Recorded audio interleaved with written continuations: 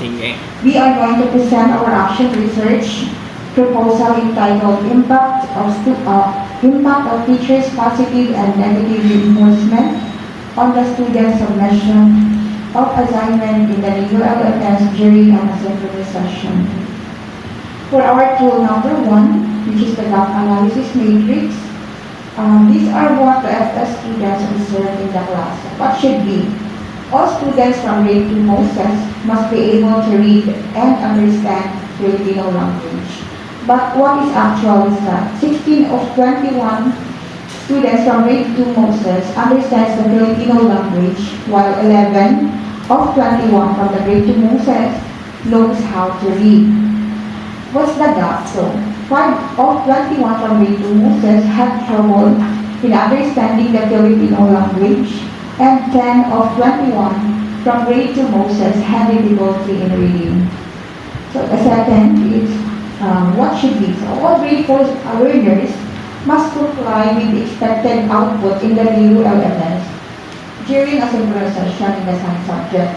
But what is actually is that 16 out of 31 grade 4 charity students hand over expected output in the ULMS during a synchronous session in the science subject. So what's the gap here is that 15 out of 31 grade 4 charity students do not submit expected output in the ULMS during a synchronous session in the science subject.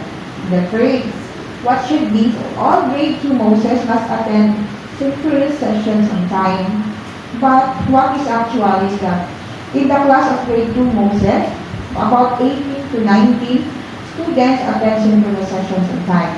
And the gap here is that in the class of grade 2 Moses, about 2 to 3 students do not attend the synchronous sessions on time. For our tool number 2, which is the critical thinking, so on these 3 problems, we rank it based on the following, which is what is the most important, what is most urgent, the most relevant to our goal, what is doable.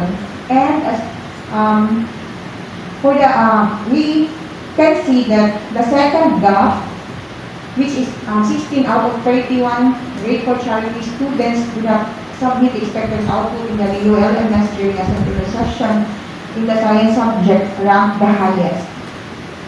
And for the tool number 3, which is the problem 3, will be discussed by Ms. Joya Cortez. Again, good morning to General Sir Hernan. So, again, the 3 gap analysis that were observed for the field study students, the problem, which is the 15 learners who do not comply expected outputs in the new LMS for their assignments during a synchronous session in the science subject were chosen because the researchers believe that it is the most important, it is the most relevant, urgent, and doable. So the immediate causes, underlying causes, and root causes of the said gap were analyzed using a problem tree. So associated with poor self-motivation of the students are the students' feeling of being isolated or alone in the process, and students' problems of the device being used. So, the root cause of the poor self-motivation of the student is the student is always dependent on to others. So, such as their family members, their parents, or their relatives. So, a study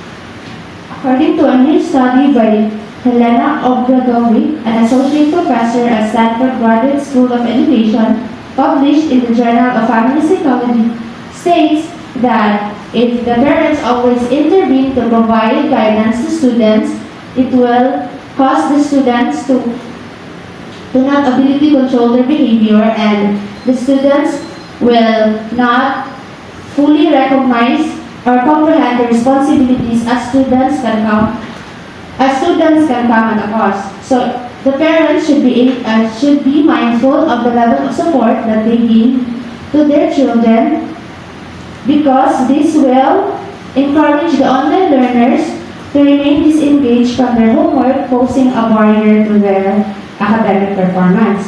Meanwhile, the root cause of the device problems being used by the students is the inadequate provision of material support. So, it is very important for the students to have sufficient provision of material support because it also has an impact on their academic performance.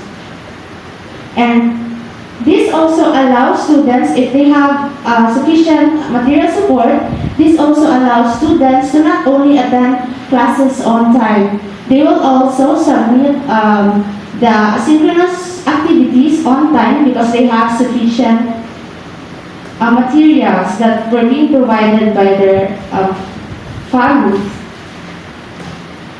So as for the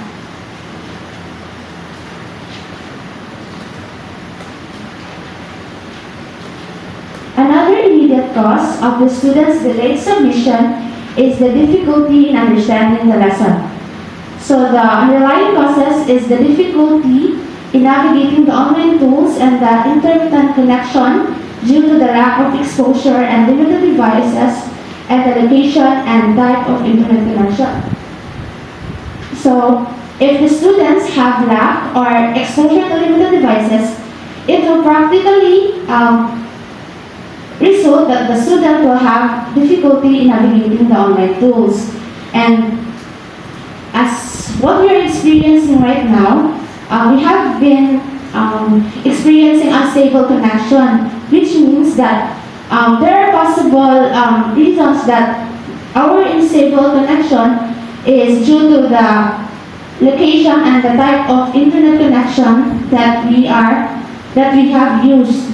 So it is very difficult for the students to have focus, especially in doing the asynchronous activities because of unstable connection, because the unstable connection makes the learning of the student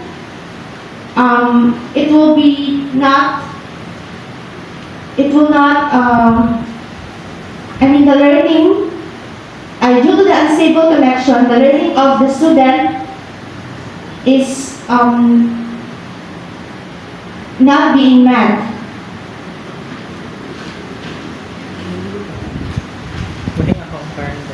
Lastly, the lenient attitude in accomplishing the task is also because of the student's inability to consider the relevance of the task given, and the student's behavior are being distracted by the other activities. However, the students that were observed during my observation is also the flexible time of submission given by the teacher. And also, the students have poor schedule management. So if the teacher always provide extend submission of the deadlines, it will make probably the primary students will not consider the task relevance, and the primary students will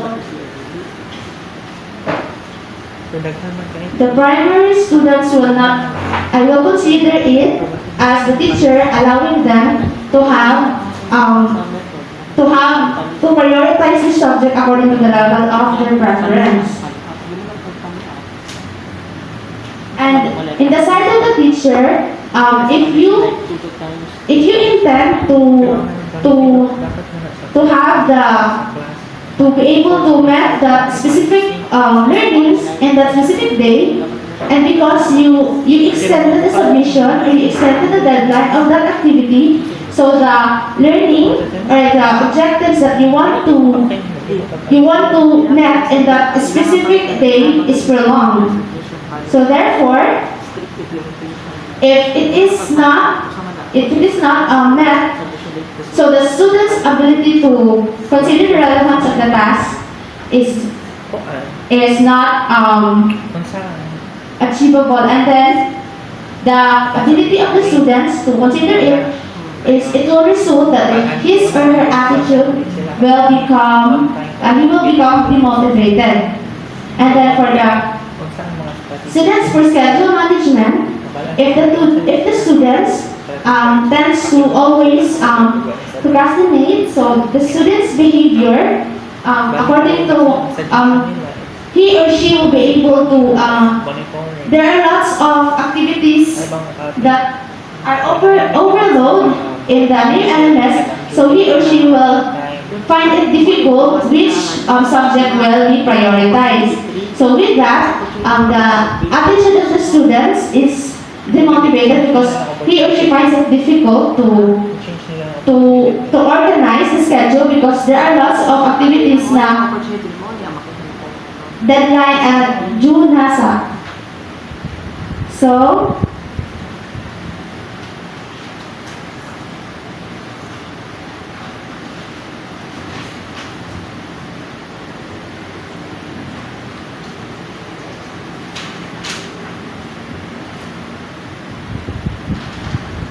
using the opportunity tree,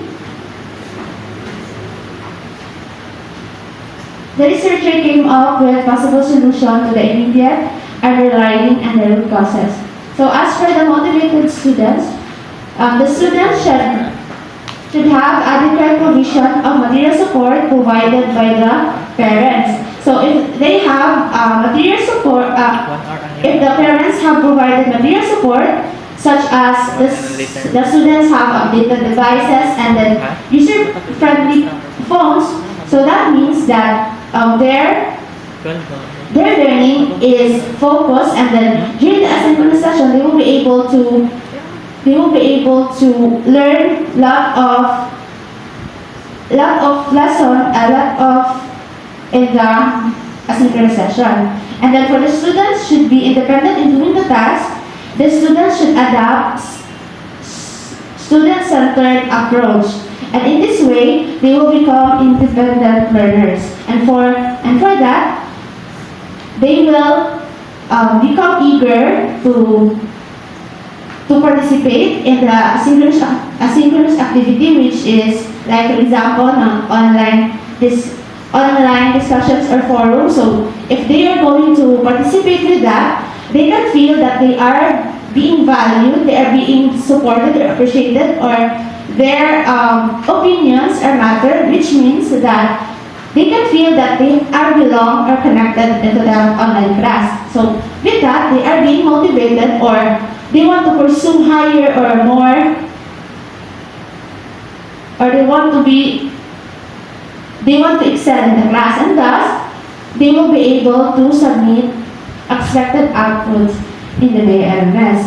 And then as for the second immediate cause, so the students should secure coverage area and location. So the students shall list possible areas that are connected, that are near in their places. Like, for example, cafes or public libraries which has Wi-Fi, and with that they can be able to provide or have stable connection.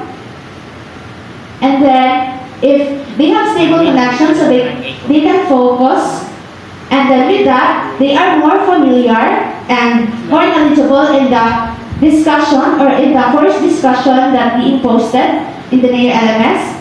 And then for the sufficient exposure to different devices, if they are being exposed to the different devices, so they are going to, or they can able to navigate online tools. Like, for example, in the NAIR LMS, because there are students in my observation that they say to Teacher Joy that they cannot, they are not being notified by the asynchronous activities because they don't know how to use the NAIR LMS. So they find it hard to know if there are The following question now.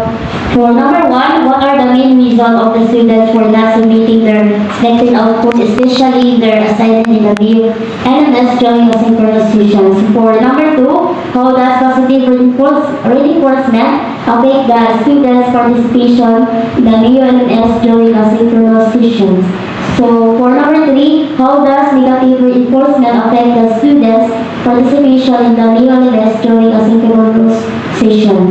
So for number 4, how can we improve and implement features in reinforcement towards enhancing students during asynchronous session? So lastly, is based on the findings, what other recommendations will be proposed to enhance students' participation in the NEO-LMS during asynchronous session? So meaning, if the teachers show a lot of understanding when it comes of late submissions, it may increase the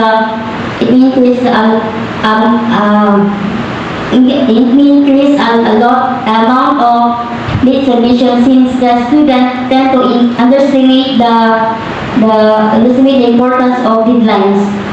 So next is hypothesis. So the hypothesis. So null hypothesis is there is no significant difference in the impact of teachers' positive and negative reinforcement of the students' submission of assignments in the NEO-LMS during asynchronous session. So lastly is alternative hypothesis. So there is a significant difference of the impact of teachers' positive and negative reinforcement of the teachers' submission of assignment in the NEO-LMS during asynchronous session. So in the study of significance will be presented by Mary Joseph Lee. So once again, sir, good morning, Sir Vernon and Sir Janno. So the significance of the study. So the goal of this action research is to present the impact, the positive and negative reinforcement towards the submission of the students in the NEO-LMS during an asynchronous session. So the outcomes of this study will be beneficial to the following, which is the students, teachers, school heads, parents, and future researchers.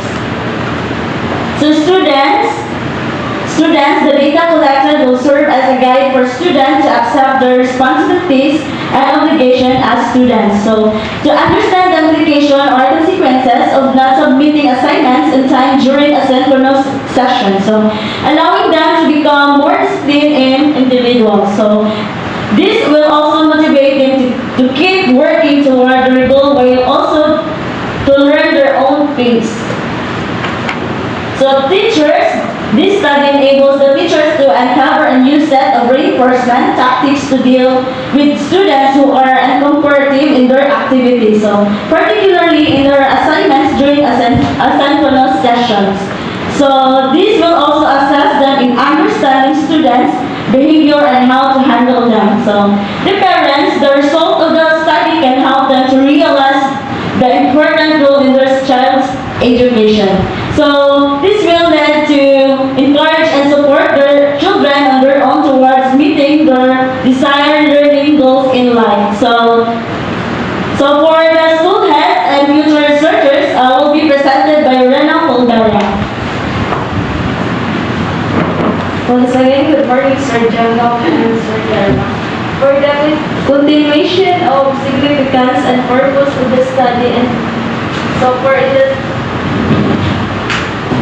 school heads, the study will be beneficial because it will serve as a guide for them to focus on the problems that students encounter during an asynchronous session and design a strategic solution to meet students' needs.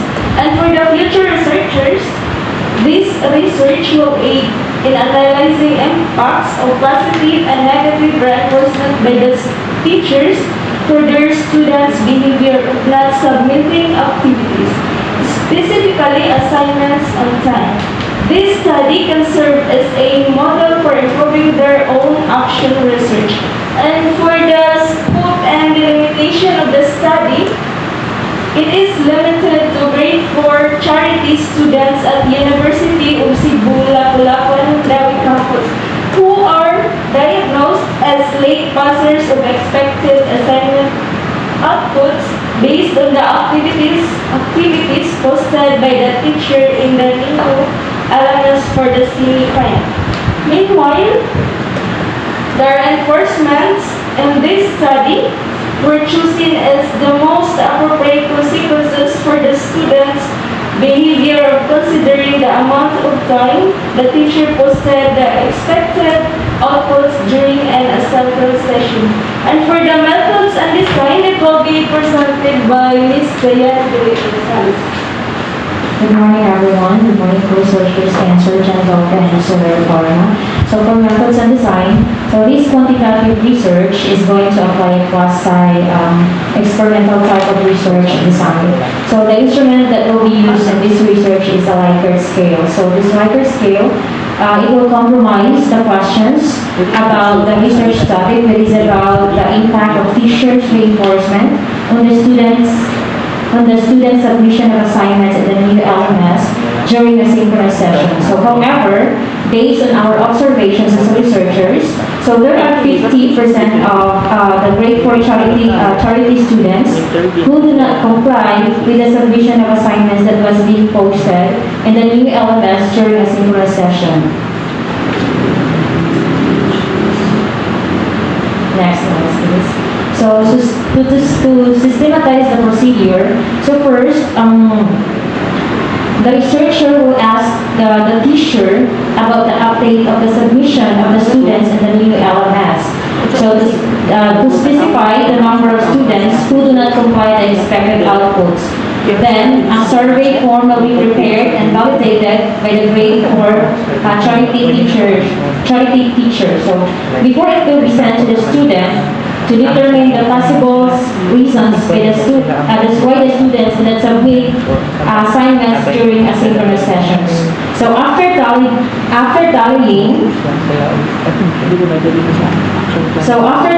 and interpreting the results by using frequency and mean, the researcher together with the teacher will discuss possible reinforcement to students who do not comply in the submitting expected output in the new LMS.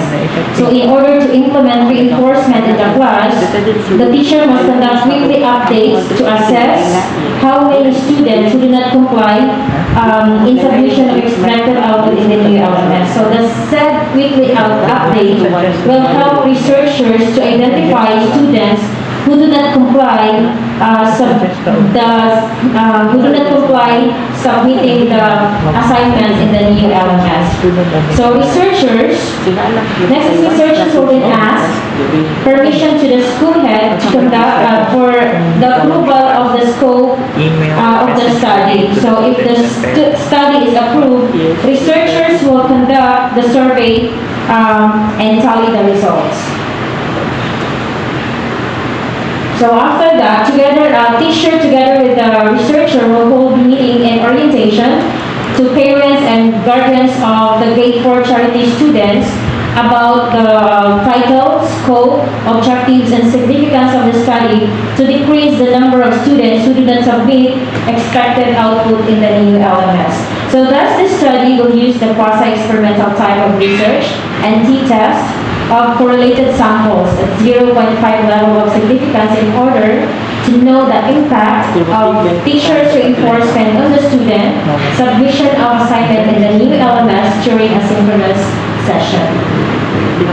Okay, so this is our action plan. So first is our objective and target is to, number one, is to specify the student who did not comply with their assignments during a synchronous session. So our activities or our planned activities or tasks that we will be doing is first, the teacher will update the submission status of the student through new LMS. And then persons involved, teachers and students. Our time frame is August 8 to 12, 1 week. Okay, proceed. And then resources needed is new LMS, computer, and cell phone. So expected output is specific number of students who do not comply assignments. So we can identify the specific numbers of students who do not comply or who do not submit their assignments or assigned tasks. And then number two is to determine the possible reasons why students do not submit assignments in the synchronous sessions on time. So our activity, our planned activity or task that we will be doing is, first, we will be preparing a survey form. And then second, we will ask the teacher to send the survey form to the student. And then we will be gathering the data and then tally and interpret the results. And then persons involved is the teacher, student, and researchers. So our time frame is after August 8 to 12, we'll be doing it for 1 week. So that will be on August 15 to 19. So resources needed is computer, laptop, cell phone, Zoom or Google Meet, because we will be meeting the teacher, and then Google Forms for the survey form. And then expected output, so of course we will be having our survey form, and then list of possible reasons why students do not submit expected outputs. And then number 3, objective or target, so to inform possible reinforcement to students who do not submit expected outputs in the new LMS on time. So since the researcher and teacher are having a meeting to have what is the possible negative or positive reinforcement. So then the teacher will be going to inform the student what is the possible reinforcement that will be given if they do not submit on time or they do not submit their assignments in the new LMS.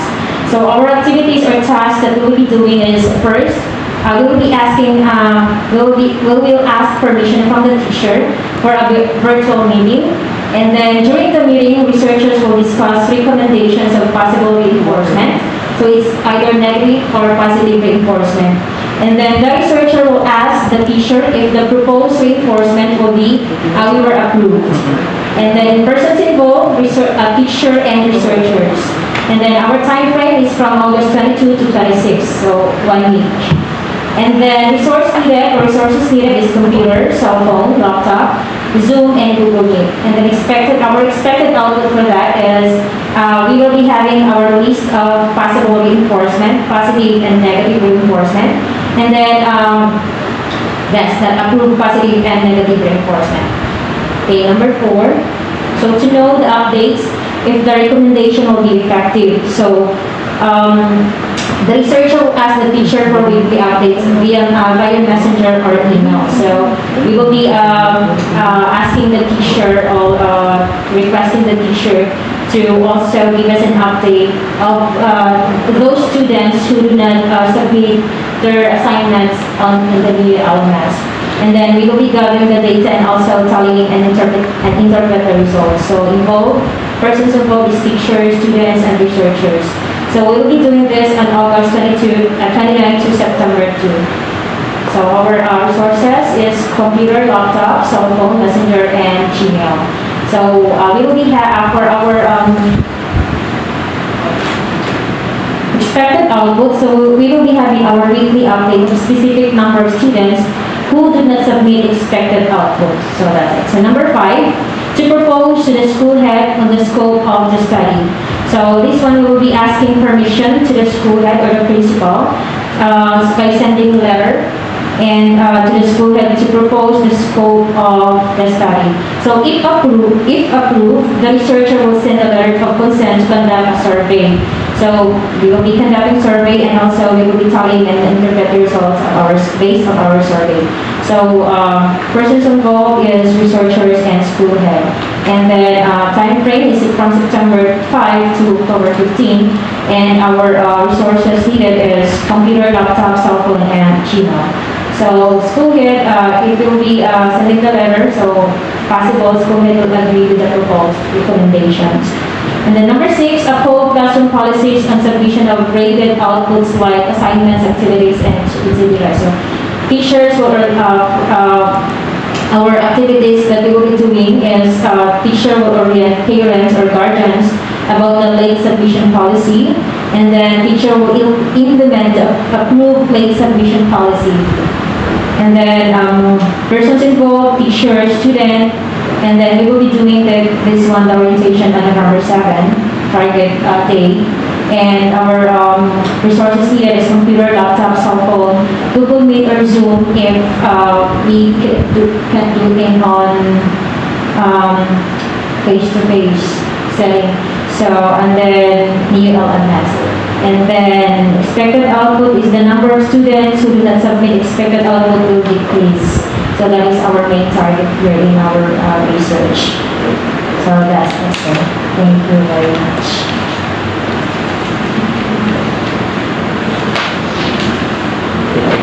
Ay, good lang mo.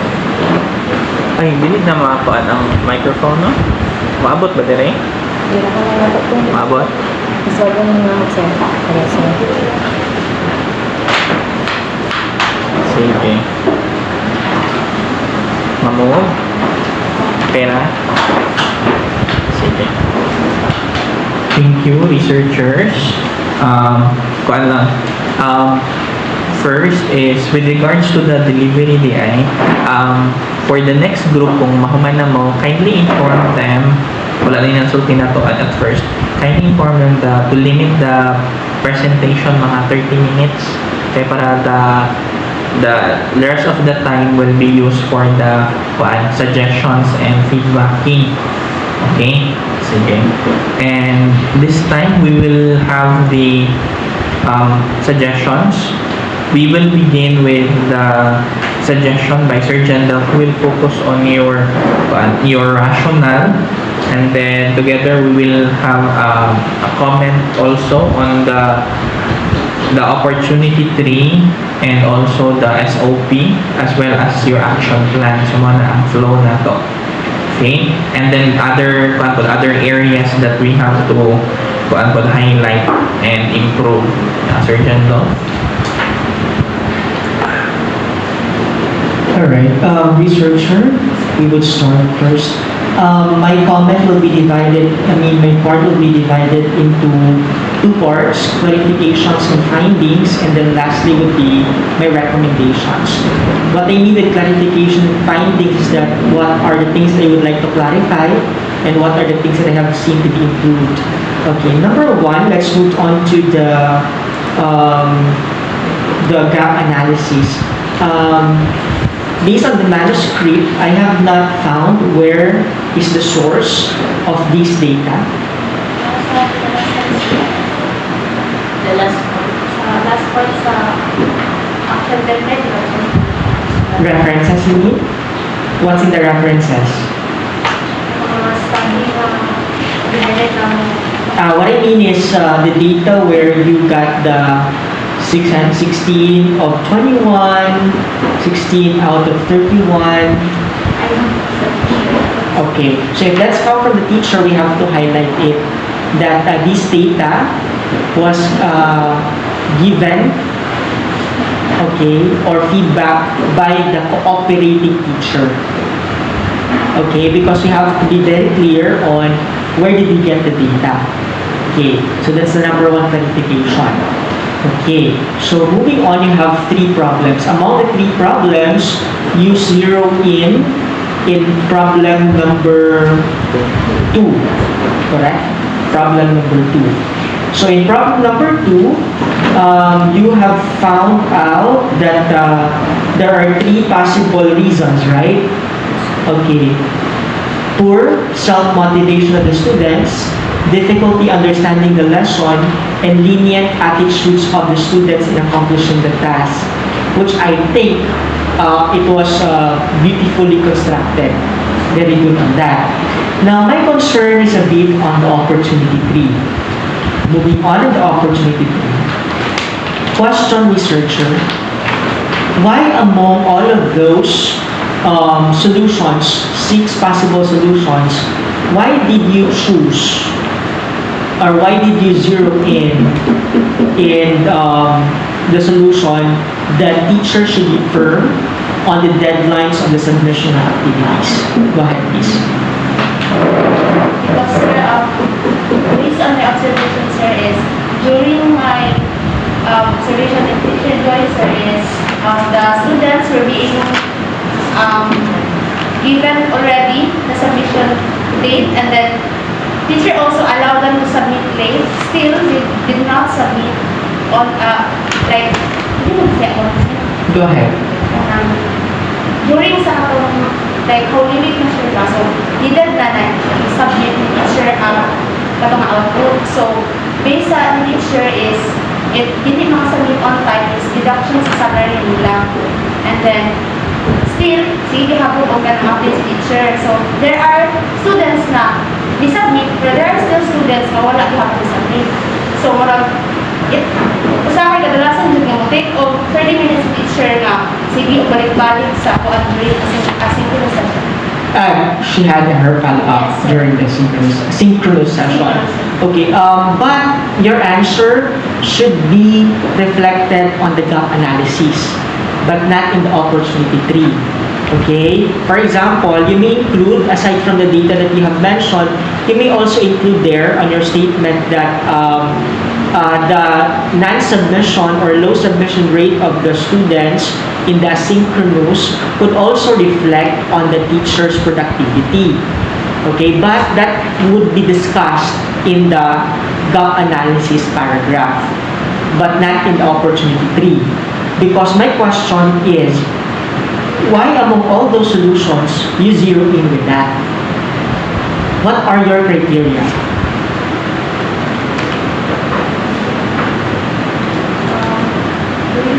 Based on my observations, I think it is more on the firmness of the submission of, the firmness of the teacher. Okay, as a researcher, we need not to be biased in terms of what solution we're going to use. Okay, that's why we're having the decision-making model. In the decision-making model, you have given manageability of the data, the speed of implementation, the jurisdiction of the researcher, cost efficiency, likelihood for success, and potential impact. So, in this criteria, most dapat imong basis in choosing among all of that ang imong kuhaon. But based on your narration right now, it seems that it's only based on what you believed. Correct? So, I would like to correct that idea. Okay? So, among all of that, no? So, maugid na among all of these 6, maugid na ang pinaka-ano ninyo, pinaka-manageable ang data, pinaka-speed of implementation kay si teacher man, correct?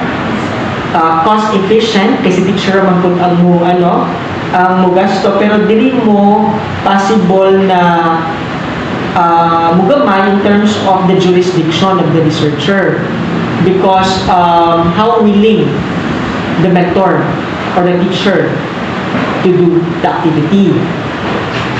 Is she willing to be firm? Is she willing to follow the strategy? Okay? So, ari mo bali makuha sa jurisdiction kay dili man ikaw, unless you would make another point na ikaw ang mo implement. Okay? So, you just have to make sure lang yun, ganun ka na itong napili.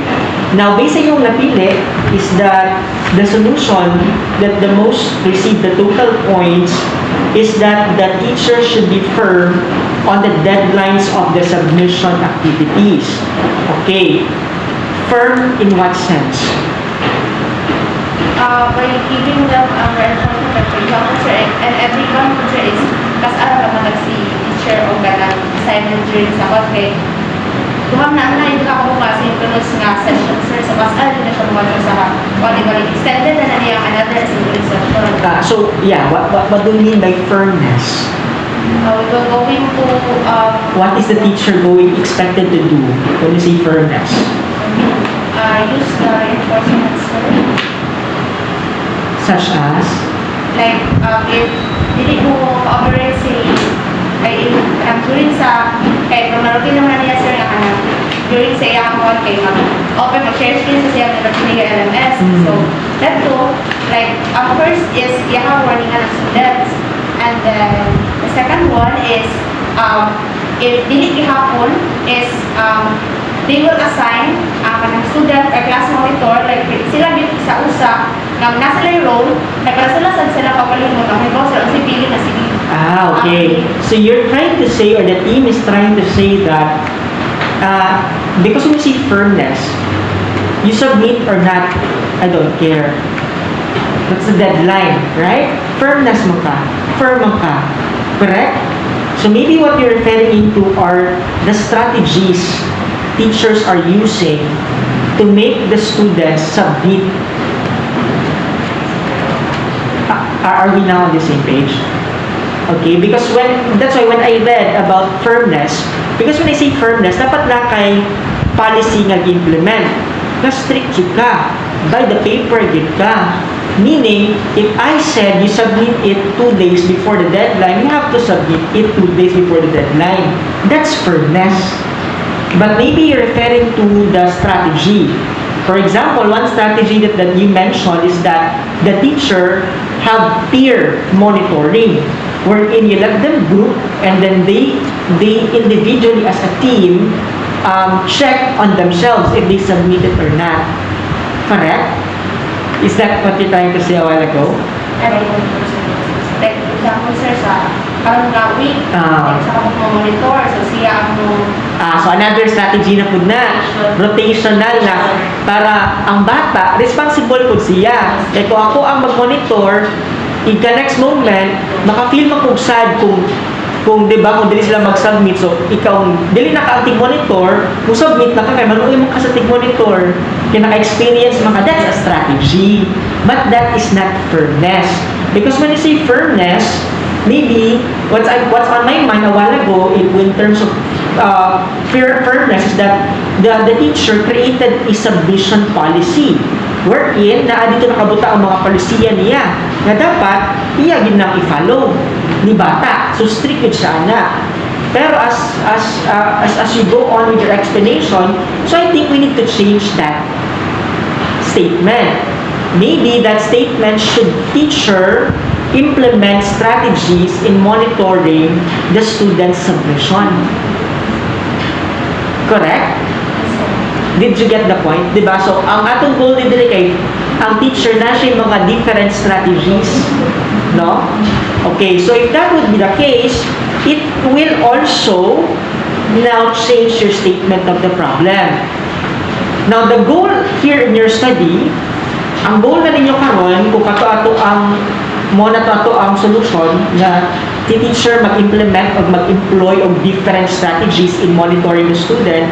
Now, the goal of the study here is to see how effective the teacher's strategies in getting students to submit assignments asynchronously. Correct? But you can rephrase more or less. But the goal here now is to check if their strategy is effective or not. Diba? Mas klaro-klaro na karoon sa inyong mind? Okay. So, that's the, how do you call that? That's our consensus suggestion. Okay, so number 1, kung kanain yung mga question, kung ano yung goal, so saan ito mga specific questions? Our specific questions would be now, number 1, mag-asa ta what are the strategies used. Tama? And then, number 2, tanaw na nato what is the submission rate of the students before the employment of the strategies. Katong wala pa ka nag-strategize, kung sa may lang submission rate. Gets ninyo? Akong ba siya, sir, katong yung semi-final. More or less, no? Kung asa ka nga period, kay tendency ani, kay manaman yung mga masudyantiha, the tendency ani yung study is that ma-replicate ni with other classes. Nagets ninyo? Kay manaman to sila. Tama, kay ano man ta, Octoberian man ta, the note supposedly ba? So, wala siya na-process good sa whole year. So, kanin yung mas dyan kami butang dire, ma-change ni siya, ika-next sem. Tama? Pero ang goal lang is makasulat mo sa paper, makabalong kung saon, but this can reflect also to other students nga the same problem. So, we check first the rate of the students before the employment of the strategy. After, the third question probably is that, how is the implementation or the employment of the strategy? This question asks, yun sa ni teacher or ni student intern pag-implement. Weekly ba niya buhaton? Niya, what are these strategies? No? Niya, pila ka oras i-implement in particular classes, mo na yung mga implementation. And then last question would be now, what is the submission rate of the students after the employment of the strategy? Meaning, after niya, i-check na po din mo ang submission rate sa finals. More or less. No? From the moment that you use the strategy, kapila ka nagpa-submit. Niya, tanawin mo, rin taas ba or wala. No? Okay, so the final question would be is that na by significant difference. Okay? Na by significant difference ang cutoff. So, nakuha ninyo? Do you think that's clear? Based on your understanding? No? So, una na ito, pangutunas na ito, isang strategy, pagkahuman, kung sa submission rate before, and then yung sa pag-implement, and then after, kung sa na put ang submission rate after nag-implement, and then dapat is may significant study, significant difference, ni-improve ba or wala rapod, di ba? So from there, ato patamahatag sa ato ang recommendations. Okay? Is that clear? Okay, another recommendations with me on this part is that in your gap analysis, arrange the gaps properly. Because I noticed you started on grade 2, tapos na grade 4 na pud ka, tapos na grade 2 na pud ka balik. Why not arrange it properly?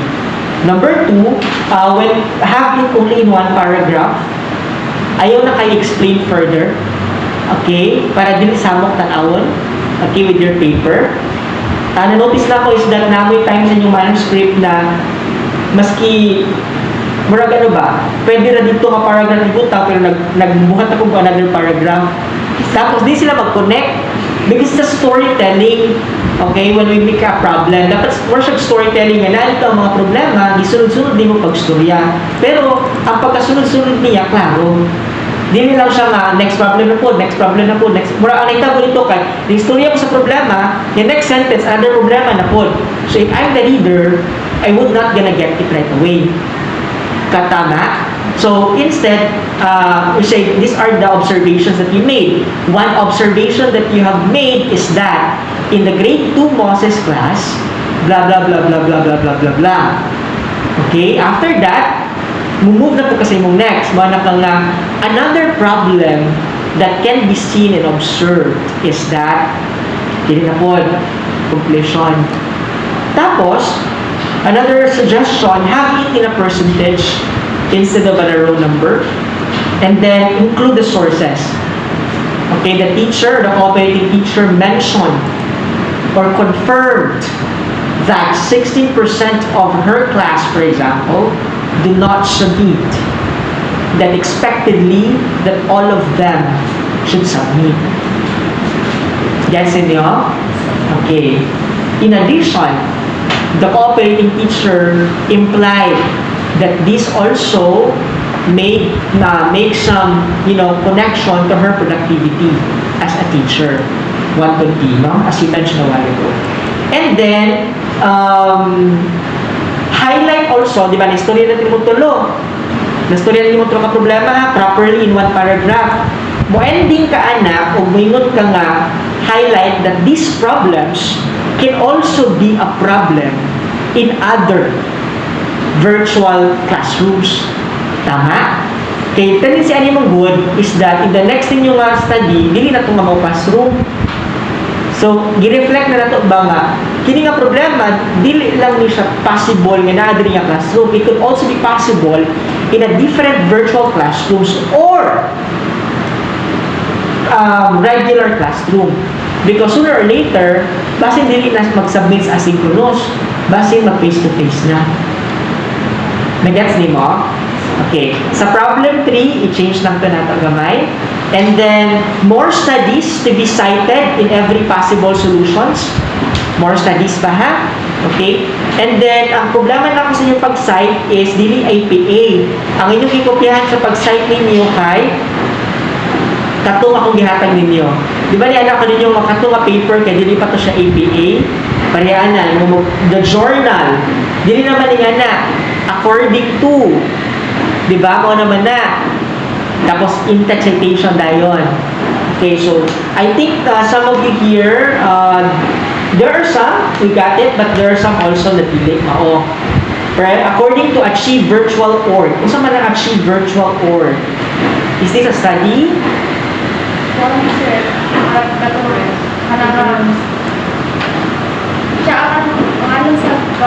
Is this a website? Yes, sir. Not a citation for website also. Na po na year kada sa gi-publish ang kanang article. Okay, nagets niyo? Okay, so that's one thing that I noticed, no? And then arrange it properly. Another point, published at the Journal of Family Psychology. It's no longer like that. Kinsa, ang sa to ka study ang i-publish.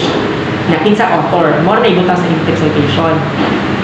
Okay, so those were the things that I noticed on your manuscript on the first part. Okay, so I think I'm clear now with some of the parts. Moving on, I'll repeat change the SOP na tayo, correct? That's I recommended. And then another one is in the gap analysis, arrange the gaps properly, connect it well, having a percentage. Again, okay ra bubo. Kesa dagat ka ay paragraph na wala nag-connect sa first paragraph. Guess niyo, when you make paragraphs, kana nga mga paragraph connected na sa tanan. Gets? Okay, para klaro ang pagka-state, no? I want also to see here the division of gap analysis, problem 3, opportunity 3. Nag-gets niyo? Muna ako kasagaran niya na nabantayan. So, for example, muenta kasi mo gap analysis. Di ba? Kung sa may ending sa gap analysis, among all the problems, the chosen one is blah blah blah blah. Tapos may intro na pud kadayon sa imuhang problem 3. Correct? So, ako suggestion para mas okay ang transition, pag ending nimo sa gap analysis, mo intro na kadayon dito. From that problem, this problem will be analyzed. What are the underlying causes, root causes, and blah blah blah blah. So para ma-connect siya, nag-gets niya, na-imagine mo, sa kukoron, sa malibog ka. So, di ba, ka-ending yung simong gap analysis, pwede na kadito tayo ibutang limang reasons. Na po, i-connect niyo sa balibang. Hindi nga problema, imo ni siyang i-analyze using the problem 3. Yan mo ni mo nakita sa problem 3. Para ka next paragraph, katong first problem. Second paragraph, second problem. Third paragraph, third problem. Tapos, ika-ending na po din sa problem 3, tama, next na po ito mga possible solutions. Okay? So, I think those were my initial comments. Thank you. Great.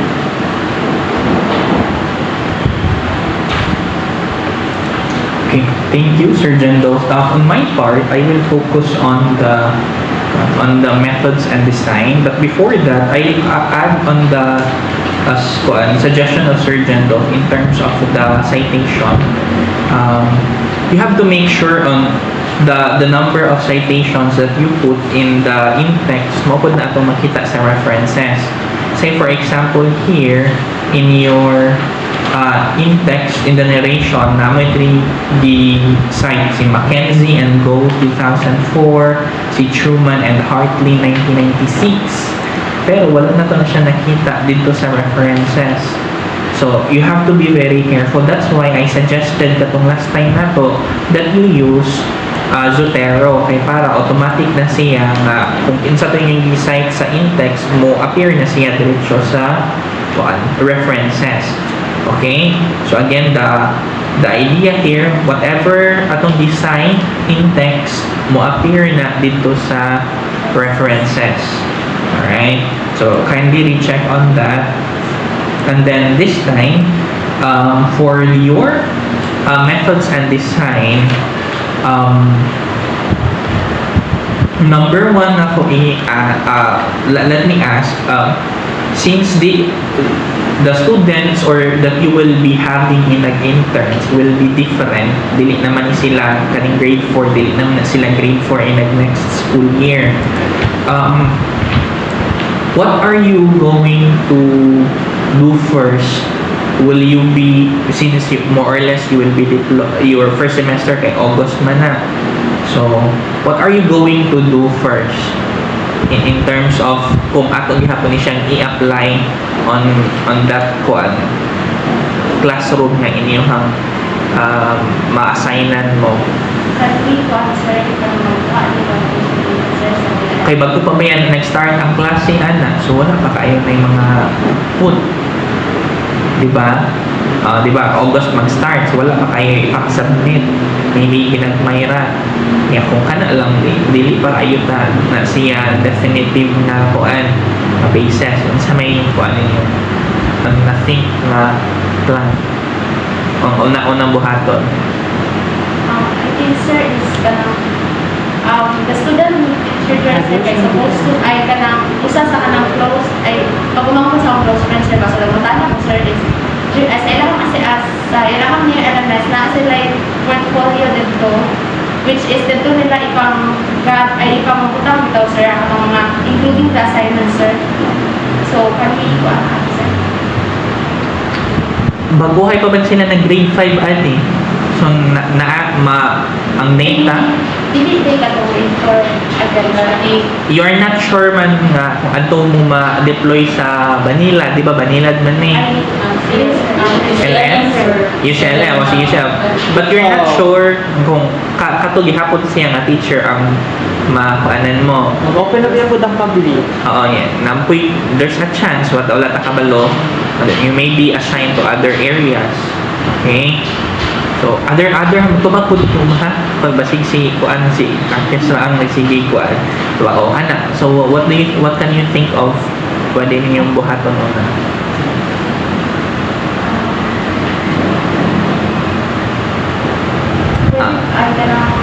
Pwede ba sir nakatong mag-wait lang sir sa like paabot na ang first kanang set of 5 na i-claim nila ako and then ako ba mo ang mga silang Okay, good idea. So, pinakauna ninyo yung kuan, buhaton of course, kato siya, you have to identify if this is a problem on the classroom. Okay, kamo kay groupmates man mo, but it's not an assurance nga you will be assigned on the same classroom. Okay, di ba? You will be assigned maybe sa grade 1, grade 2, or sa mga grade. So, first is you have to, muna siya as an intern, you have to build a relationship with your mentor na para makatabang mo nga ma-insert niyo ba ma-relate or ma-integrate niyo nga you are working on this classroom-based action research and you are trying to see if this topic or this kanang paradigm na inyong gibuhat is applicable sa asa mo na-assign. So maybe in your internship basig dinhil mo sa UCE kuan wala ta kabalo no. So all throughout sa inyong stay maybe naamoy period na observation. So mag-update sa amo kung nasubmit ba tanan o problema ba ni or mas hindi ay wala mag-submit ra dahil tanan ang mga estudyante. So key is inyo yung dapat close mo og relationship sa inyong mentor kay without your relationship sa mentor or kundi sila supportive ani nga endeavor dili pud mo maka-conduct ani inyong action research and you have to tell your mentor na pwede sila mako-author, diba? So that ma-encourage po sila nga they're also conducting a research nga sa a collaboration between you and sa inyong mentor.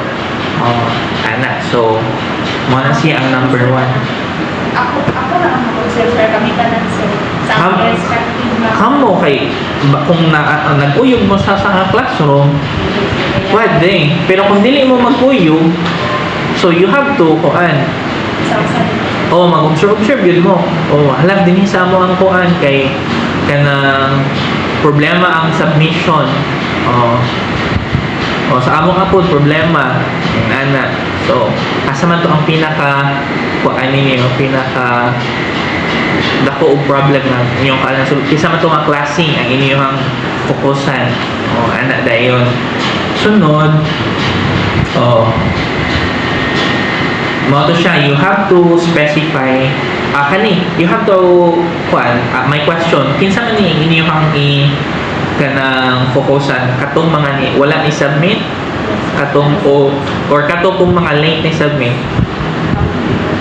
sir ako na siya sir ang late na sa So you have to specify in your action plan, kaya nasulat naman din kay to specify the students who do not comply with their assignments during asynchronous session.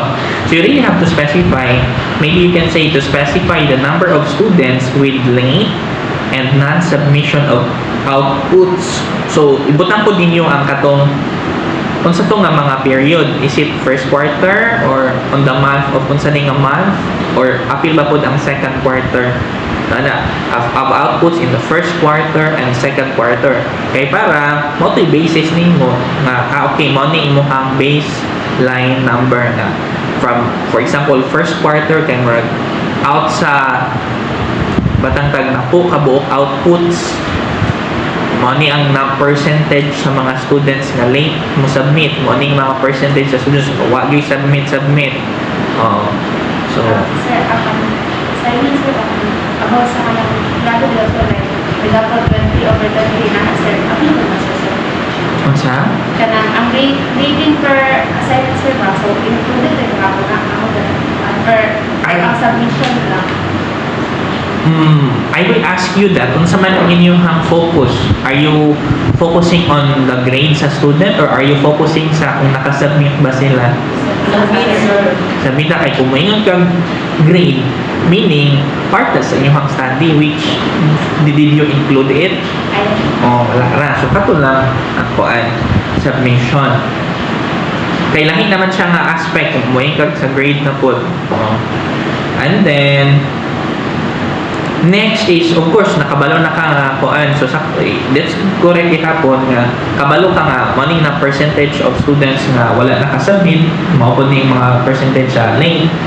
So, you also need to know the reasons of their late submission. So, sa may kanang paandian na, para isa may pangutanon ana, si teacher or si students. Katong namin kita sa sir na open up ni teacher sa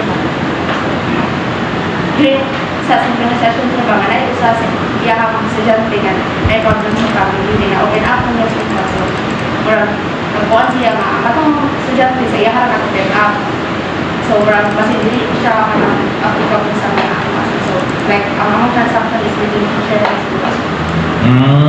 So you have to notice ang mapangitaan na to og data ani. Si students ba inyong pangutanon or si teacher?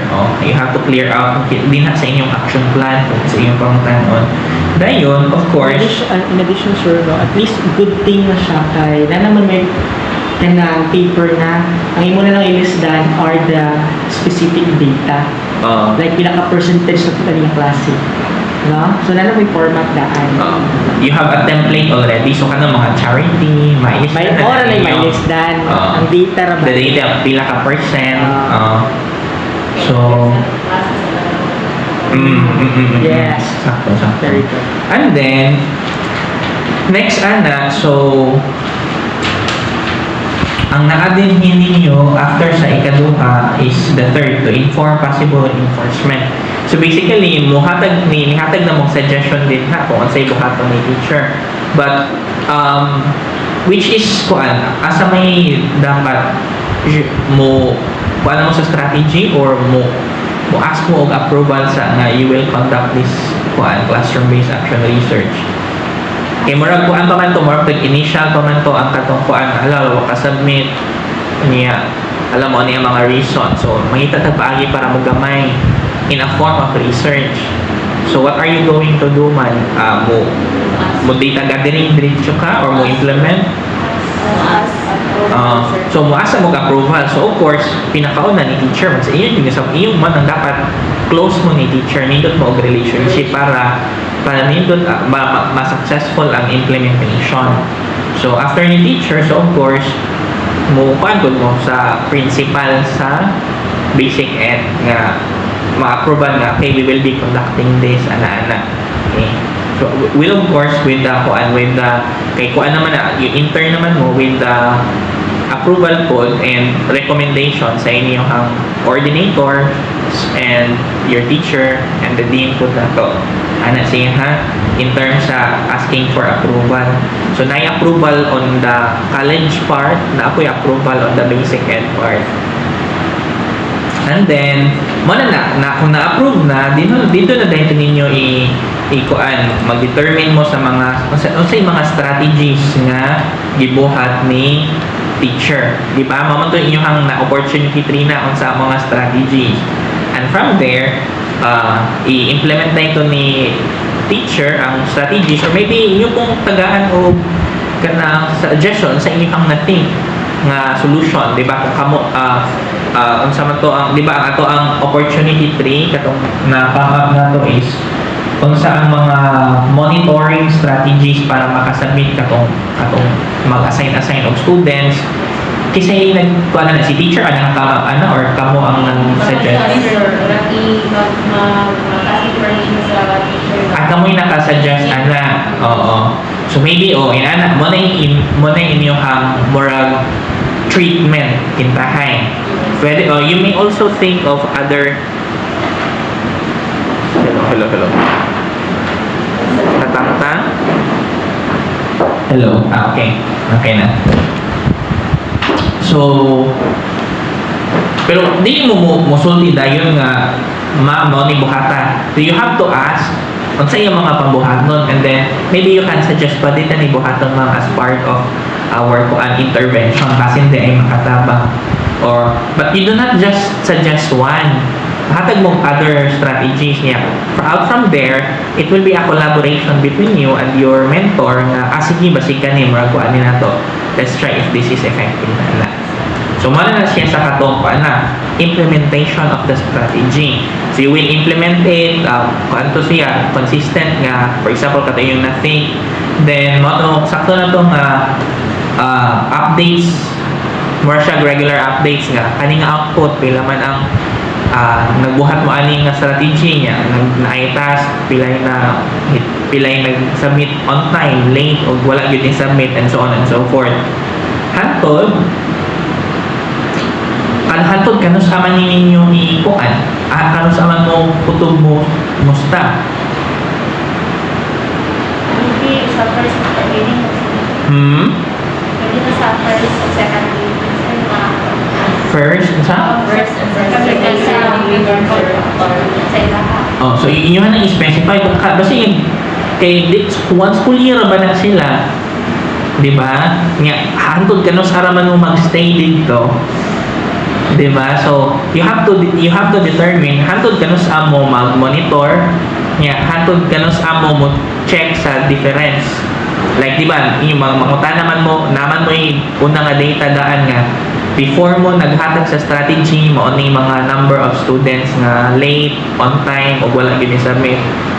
After nag-implement sa strategies, mo na ni karon ang kuan after sa treatment ana. So you have to determine po hantod kano sa amo. Okay, August hantod December ba yan mo? So December ba pod ana? Diba? Or basig November or makansa. Sige. Ana siya.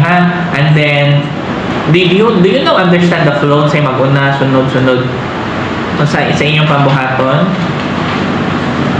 Okay man inyong action plan, mo lang to ang mga suggestion. So balik ko na ko ha. Una kay i-determine sa ninyo ang mga students kung late, on time, and wala i-submit. Dayon reasons. Dayon approval dayon. Approval from the administration. Ikasunod na po is i-check sa ninyo ang mga strategies ni teacher, then provide mo suggestions, then implement the suggestion, then check the effectiveness of the suggestion, if siya good or okay ba siya or dili. Okay? So kana lang guro, and for your narration, atong i-improve atong narration because sa ato ang narration sa manuscript wala dili sila cohesive. You have to use transition words. Mo na akong nabantayan din so you have to make sure nga first paragraph si second paragraph connected siya, one, ahead him. For example, kanya, sa first paragraph ni Enka dili, the researcher will ask the teacher about the update of the submission of the students. Yeah, ni direction ka dili, however, based on the observation, di ba nag-ask makag-update? So, ano ningon man kadilag based on observation? So, dapat continue siya. Ni-ask kag-update of the submission of the status, may kila, it was found out that based on the teacher's report, the submission status of the grade 4 charity is only 50%, where pila ka buok dito ang on time, pila ka buok ang late, pila ka buok pod ang wala yun. Inana. So, init yung i-specify dito. Okay? Oh. Sige. I think that's it. Do you have questions that you would like to ask? Ansa man?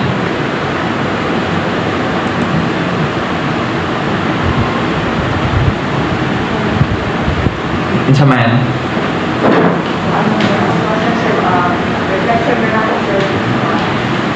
Okay.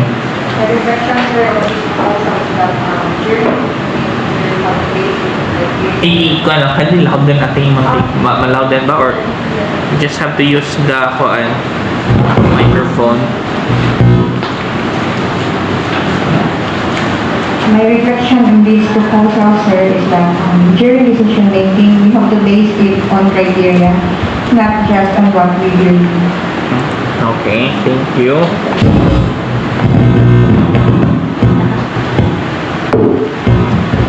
Alright, team, thank you so much. Yes, do you want to add something? Ay, mag-ask na sila if dapat hindi ko sila masabi sir. Na-ano sanction sir. Pwede mag-like. If na-post na, dapat wala yung sanction. That is something that you have to discuss with the mentor. Kay dili man kita ang mabuot kung sanksyonan na tong estudyante, ang ultimate may gidana si mentor.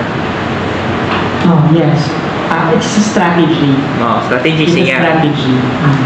Okay. Depende na niya kung saan niya pag-apply reinforcements and punishments, because what you're referring is punishment, right? That is could be positive or negative punishment, but the application of reinforcement and the actualization of reinforcement and punishment can be seen in the strategy of the teacher. Okay? So, nasa yung mga laylay strategy. Kaya strategy, pwede na niya butang reinforcement, pwede niya butang punishment. Okay? But, again, we're not yet aware what are those. The first question in your SOP is asking, what are the strategies used by the teacher? Okay? So, I think your paper is a good paper. It's a good paper. Mawalang tayo, direct lang nato itong mga parts na dapat natin i-improve, because this is a good paper wherein it's really focused on the teaching learning process, and it is a real scenario, and you have learned also the importance of, like what you said, the reinforcements and punishments that can be seen here. This is actual practice. The title, we're not able to talk about the title yet. The working title that I'm recommending is The Effect of Teachers Monitoring Strategies on Student Submission Rates. That's still the working title, but we can be more ambitious on the title. But for the meantime, para guided lang sa mo of your goal and your aim, kana lang sa. Actually, we will furnish a copy of our recommendations. Kaya katong ang recommendations sa mong ihatag, mo tamong basihan sa inyong revised paper. Kung na-follow ba itong mga recommendations. Kapatito ako magpang-story about SOP, amo rin itong ihatag ninyo. Okay, thank you. The effect of teachers monitoring strategies on student submission rate. Okay, kaya ba din? Template sa compliance. No? By the way, for the format, you can still Nakoy gi-send sa chat about the katong formatting. title page. Oh, natay title page. An action plan dapat.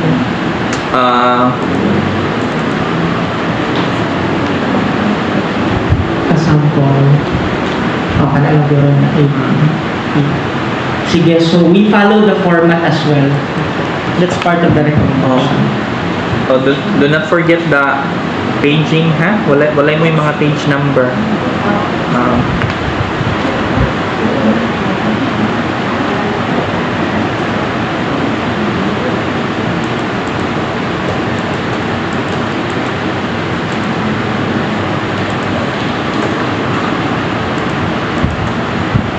Accommodate patag sa Bern? Bern? We can. 11:56. Yeah. Parang ganda. 1:30 na mag-resume. Sige, I think that's all. Thank you. Congratulations. Sige. Alright.